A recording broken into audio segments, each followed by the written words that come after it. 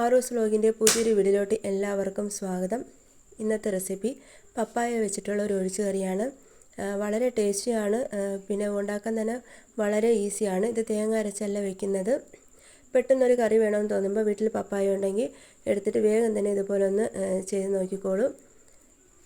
എന്നാൽ വീഡിയോയിട്ട് പോവാം. അതിനായിട്ട് ഈ ഒരു സൈസിലുള്ള പപ്പായാണ് എടുത്തിട്ടുള്ളത്. ഇത് മുഴുവനും വേണ്ട, ഇതിൻ്റെ ഒരു പകുതിയോളം മതി. ഇത് നന്നായിട്ട് തൊലിയെല്ലാം കളഞ്ഞ് കഴുകി ഇതുപോലെ കഷ്ണങ്ങളാക്കി വെച്ചിട്ടുണ്ട്. പിന്നെ വേണ്ടത് ഒരു മീഡിയം സൈസ് സവാളയാണ്, അത് ഇതുപോലെ കഷ്ണങ്ങളാക്കി വെച്ചിട്ടുണ്ട്. ഇനി വേണ്ടത് എരിവിന് ആവശ്യമുള്ള പച്ചമുളകാണ്.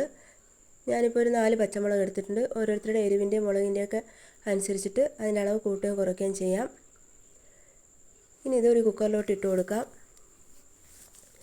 പച്ചമുളക് ഇതുപോലെ നടുക്കൂടെ ഇങ്ങനെ കീറിയിട്ട് കൊടുക്കാം. എൻ്റെ ചാനൽ ആദ്യമായിട്ടാണ് കാണുന്നതെങ്കിൽ പ്ലീസ് ഒന്ന് സബ്സ്ക്രൈബ് ചെയ്തേക്കണേ. വീഡിയോ ഒക്കെ ഇഷ്ടപ്പെടുവാണെങ്കിൽ ലൈക്ക് ചെയ്യുക, ഷെയർ ചെയ്യുക, കമൻറ്റ് ചെയ്യുക. ഇനി കുറച്ച് കറിവേപ്പിലയും ഒരു അര സ്പൂൺ മഞ്ഞൾപ്പൊടിയും ആവശ്യമുള്ള ഉപ്പും കൂടി ഇട്ട് കൊടുത്തിട്ടുണ്ട്. ഇനി ഇത് വേവാൻ ആവശ്യമുള്ള വെള്ളം ഒഴിച്ചു കൊടുക്കാം. ഒരുപാട് വെള്ളം ഒഴിച്ചു കൊടുക്കേണ്ട, ഇത് ഉടയ്ക്കേണ്ടതാണ്. അപ്പോൾ അതിനനുസരിച്ചുള്ള വെള്ളം ഒഴിച്ചു കൊടുത്താൽ മതി. ഇനി നന്നായിട്ട് മിക്സ് ചെയ്ത് കുക്കർ അടച്ചു വെച്ച് വേവിക്കാം.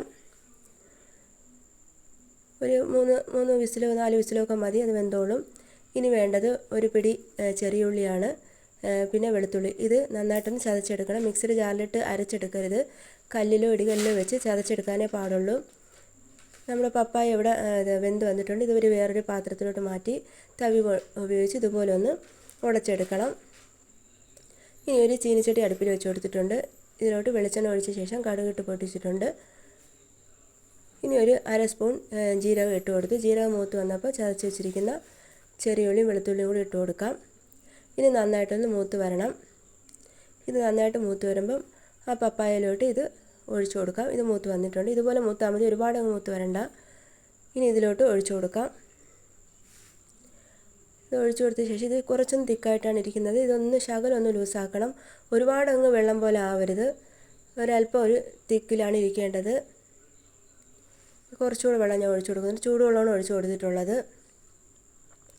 ഇനി കുറച്ചുകൂടെ വെള്ളം വേണം, കാരണം തിളച്ച് വരുമ്പോൾ ഇതൊന്ന് കുറുകി വരും.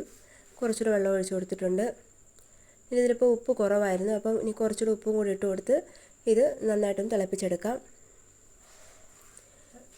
മിക്ക വീടുകളിലും ഓമയ്ക്കൊക്കെ കാണും, പപ്പായ ഇത് കാണും. അപ്പോഴിത് ഒരു പ്രാവശ്യം പെട്ടെന്ന് കറിയൊന്നും ഇല്ലാതെ ഇരിക്കുമ്പോൾ എന്തോ ഉണ്ടാക്കുമെന്ന് വിചാരിച്ചിരിക്കുന്ന ടൈമിൽ ഇതുപോലെ ചെയ്യുവാണെങ്കിൽ നല്ല വെറൈറ്റി ടേസ്റ്റുമാണ്. ഇതിപ്പോൾ തേങ്ങയുടെ ആവശ്യമൊന്നുമില്ലല്ലോ, എളുപ്പത്തിൽ നമുക്ക് തയ്യാറാക്കി എടുക്കാം. ഇപ്പോൾ കറി റെഡിയായി വന്നിട്ടുണ്ട്. ഈ ഒരു പരുവത്തിനാണ് ഈ കറി ഇരിക്കേണ്ടത്. വളരെ ടേസ്റ്റിയാണ് ഈ ഒരു കറി. നിങ്ങൾ ഒരു പ്രാവശ്യമെങ്കിലും ഇതുപോലെ ഒന്ന് ട്രൈ ചെയ്ത് നോക്കണം. എന്നിട്ട് നിങ്ങളുടെ അഭിപ്രായമൊക്കെ കമൻറ്റ് ബോക്സിൽ ഇടണം. നിങ്ങൾക്ക് എൻ്റെ വീഡിയോ ഇഷ്ടമായെന്ന് വിശ്വസിക്കുന്നു.